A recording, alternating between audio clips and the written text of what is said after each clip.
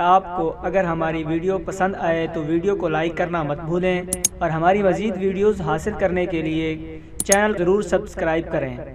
اور ساتھ ہی ساتھ بیل بٹن پر بھی ضرور کلک کریں تاکہ ہماری ہر روز نئی آنے والی ویڈیوز کا نوٹیفیکیشن آپ تک پہنچ سکے۔ میرے قابل احترام بزرگوں، آج میں آپ کی خدمت میں انشاءاللہ رمضان المبارک کے کچھ فضائل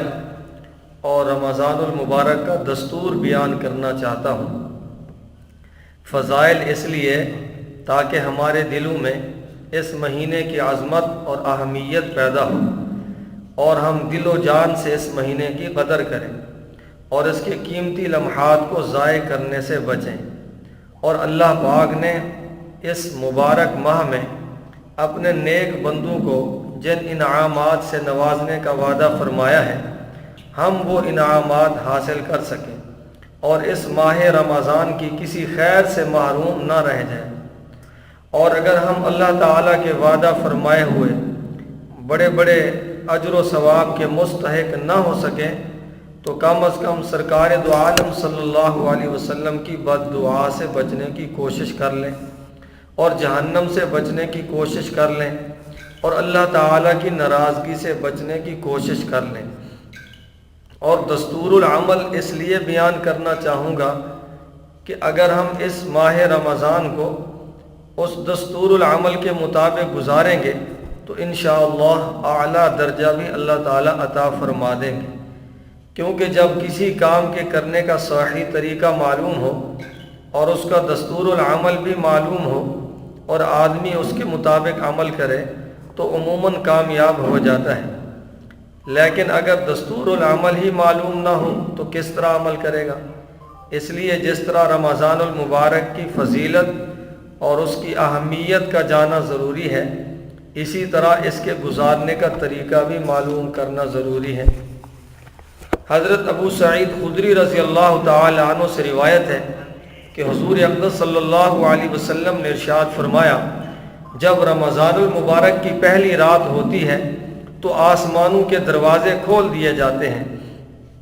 اور اخیر رمضان تک پھر کوئی دروازہ بند نہیں کیا جاتا، جس کا مطلب یہ ہے کہ ہر وقت اللہ تعالیٰ کی رحمتوں کا نزول ہوتا رہتا ہے اور برکتیں نازل ہوتی ہیں، بندوں کو مغفرت کے پروانے دیے جاتے ہیں اور بندوں کے اعمال صالحہ کو بارگاہ الہی میں شرف قبولیت بخشا جاتا ہے۔ اور جب رمضان المبارک کی پہلی رات ہوتی ہے اور کوئی بندہ اللہ کے لیے نماز پڑھتا ہے تو اللہ تعالیٰ اس کو نماز کے ہر سجدے کے بدلے 1500 نیکیاں عطا فرماتے ہیں اور اس کے لیے جنت میں سرخ یاقوت کا ایک محل تیار کر دیتے ہیں جس کے 7000 دروازے ہوں گے اور ہر دروازے کے اندر سونے کا ایک محل ہوگا جو سرخ رنگ کے یاقوت سے آراستہ ہوگا۔ اور جب کوئی شخص رمضان کا پہلا روزہ رکھتا ہے تو اس کے تمام سابقہ صغیرہ گناہ معاف کر دیے جاتے ہیں، البتہ گناہ کبیرہ کے لیے توبہ کرنا ضروری ہے اور توبہ کرنا کوئی مشکل کام نہیں ہے۔ آج ہی ہمیں اپنے گناہوں سے توبہ کر لینی چاہیے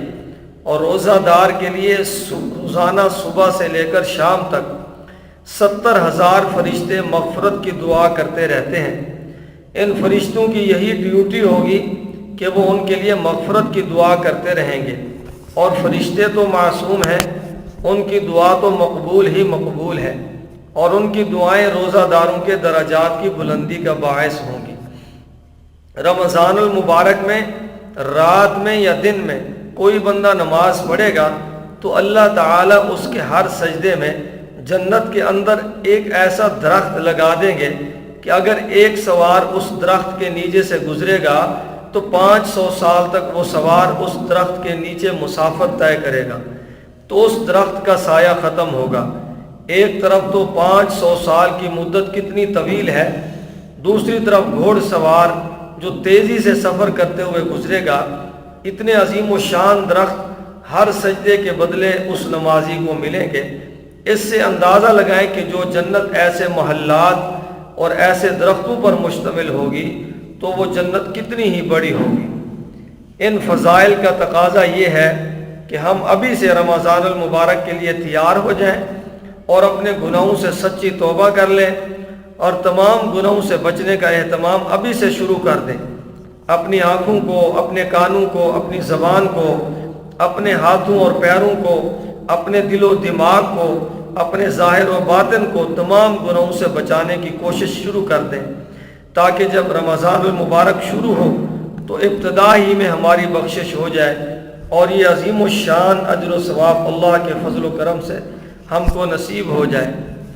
حضرت عبداللہ بن عباس رضی اللہ تعالی عنہما سے منقول ہے، وہ فرماتے ہیں کہ رمضان شریف کے لیے جنت شروع سال سے آخر سال تک سجائی جاتی ہے۔ سجانے کا مطلب یہ ہے کہ جس طرح دنیا میں انسان سیزن کے موقع پر اپنی دکان کو سجاتا ہے اور اپنے مال کو صاف کر کے بنا کر سنوار کر سجاتا ہے تاکہ خریدار پسند کر کے اس کا مال خرید لیں، اسی طرح رمضان المبارک آخرت کا سیزن ہے۔ اس کے لیے اللہ تعالیٰ فرشتوں کے ذریعے جنت کو آراستہ کرتے ہیں، اور اللہ تعالیٰ نے یہ جنت اپنے بندوں کو عطا کرنے کے لیے پیدا فرمائی ہے، اور جہنم اس لیے پیدا فرمائی ہے تاکہ بندے اپنے آپ کو اس سے بچانے کا بندوبست کریں۔ اللہ تعالیٰ نہیں چاہتے کہ اس کے بندے جہنم میں جائیں، جو جاتے ہیں وہ اپنے عمل اور اختیار سے جاتے ہیں، اللہ تعالیٰ پھر بھی درگزر سے کام لیتے ہیں۔ بہرحال جہنم اس لیے نہیں بنائی کہ اس کے بندے اس میں جائیں، بلکہ اس لیے بنائی ہے تاکہ بندے اس کی نافرمانی سے بچیں اور اس کی ناراضگی سے ڈریں اور جہنم سے اپنے آپ کو بچانے کی کوشش کریں۔ اور جنت اس لیے بنائی ہے تاکہ بندے اعمال صالحہ کے ذریعہ اس میں داخل ہو سکیں۔ جب رمضان شریف شروع ہوتا ہے تو اس وقت جنت عرض کرتی ہے کہ یا اللہ، اپنے بندوں میں سے کچھ بندے میرے اندر رہنے کے لیے مقرر کر دیجئے، جو اعمال صالحہ کر کے میرے اندر داخل ہو سکیں۔ اور جنت میں جو حوریں ہیں وہ بھی اللہ تعالی سے درخواست کرتی ہیں کہ یا اللہ، اپنے بندوں میں سے کچھ بندوں کو ہمارا خاوند بنا دیجئے۔ اس کے بعد حدیث شریف میں ہے کہ جس شخص نے رمضان کے مہینے میں اپنے نفس کے گناہوں سے حفاظت کی اور کوئی نشہ والی چیز نہیں پی اور نہ کسی پر کوئی بہتان یا الزام لگایا اور نہ کوئی گناہ کبیرہ کیا۔ اس حدیث میں 3 گناہوں کو خاص طور پر بیان فرمایا۔ ایک یہ کہ کوئی نشہ والی چیز نہیں پی، اس لیے کہ ہر نشہ والی چیز کا پینا گناہ اور ناجائز ہے، شراب نوشی حرام ہے۔ دوسرے یہ کہ کسی پر الزام لگانا، تہمت لگانا، بہتان باندھنا، یہ بھی حرام اور ناجائز ہے۔ تیسرے کبیرہ گناہ، اس لیے کبیرہ گناہوں کا ارتکاب حرام اور ناجائز ہے۔ اگر کسی نے ان سب گناہوں سے اپنی حفاظت کر لی اور اگر غلطی سے کوئی گناہ ہو گیا تو فوراً توبہ کر لی تو اس کو وہی ثواب ملے گا جس کا بیان آگے آ رہا ہے۔ تو اللہ تعالیٰ رمضان شریف کی ہر رات میں 100 حوریں اس کے نکاح میں دیں گے، اور اللہ تعالیٰ اس کے واسطے سونے چاندی، یاقوت اور زمرد سے مرکب ایک محل بنائیں گے۔ اس محل کی لمبائی چوڑائی کا یہ عالم ہوگا کہ پوری دنیا اس محل کے اندر بکریوں کے باڑے کے برابر ہوگی۔ وہ محل اتنا وسیع و عریض ہوگا۔ اور جس شخص نے اس مہینے میں کوئی نشہ والی چیز پی لی یا کسی شخص پر کوئی بہتان اور تہمت لگائی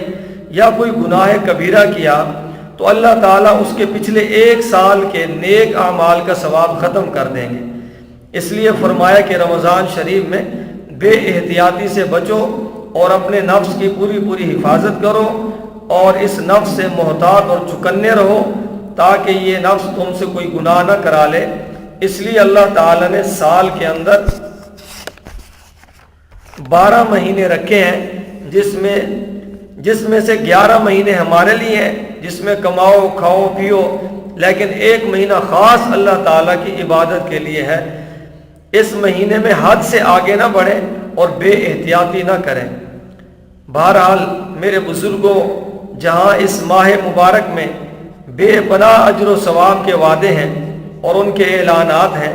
جنت کے دروازے کھلے ہوئے ہیں، جہنم کے دروازے بند ہیں، آسمانوں کے دروازے کھلے ہوئے ہیں، ہر وقت اللہ تعالیٰ کی طرف سے برکتوں کا نزول ہو رہا ہے، رحمتوں کی بارش ہو رہی ہے، مغفرتوں کے پروانے دیے جا رہے ہیں، مگر یہ سب اسی وقت ہے جب ہم اللہ تعالیٰ کی نافرمانیوں سے بچنے کی بھی پوری کوشش کرتے رہیں۔ یہ نہ ہو کہ جانتے بوجھتے کھلم کھلا بے خوف و خطر گناہ کبیرہ کے اندر مبتلا رہیں۔ ایسی صورت میں تو اجر و ثواب ملنے کی بجائے خطرہ یہ ہے کہ کہیں گزشتہ 1 سال کی نیکیاں بھی ڈوب جائیں اور 1 سال کی محنت پر پانی پھیر جائے، اس کا بہت خطرہ ہے۔ اس لیے یہ حدیث بہت اہتمام سے یاد رکھنے کی ضرورت ہے، جس میں دونوں پہلو بیان کر دیے گئے ہیں کہ جو شخص اس ماہ مبارک میں گناہوں سے بچنے کی کوشش کرے گا تو اس کو بڑے اجر و ثواب ملنے کی امید ہے۔ خدا نخواستہ اگر کسی شخص کا رمضان میں بھی وہی حال رہا جو رمضان سے پہلے تھا، رمضان سے پہلے وہ جن گناہوں میں مبتلا تھا اب بھی ان گناہوں کے اندر مبتلا ہے، تو ایسے شخص کے بارے میں حدیث شریف میں حضور اقدس صلی اللہ علیہ وسلم نے فرمایا کہ بعض روزہ دار ایسے ہوں گے کہ ان کو روزے میں سوائے بھوکا رہنے کی تکلیف کے کچھ حاصل نہ ہوگا۔ اور اسی طرح تراویح کے بارے میں فرمایا کہ بہت سے تراویح میں قیام کرنے والے ایسے لوگ ہیں کہ ان کو اس تراویح کے اندر سوائے جاگنے کے اور کچھ حاصل نہ ہوگا۔ ویسے تو تراویح پڑھنے سے بہت کچھ حاصل ہوتا ہے، تراویح میں قرآن کریم کی مکمل تلاوت ہوتی ہے، لہٰذا قرآن کریم کے سننے اور پڑھنے کی فضیلت حاصل ہوتی ہے اور ایک ایک حرف پر نیکیاں لکھی جاتی ہیں، لیکن جس شخص نے تراویح کو صحیح طریقے سے نہیں پڑھا وہ اس فضیلت سے اور ان نیکیوں سے محروم رہے گا۔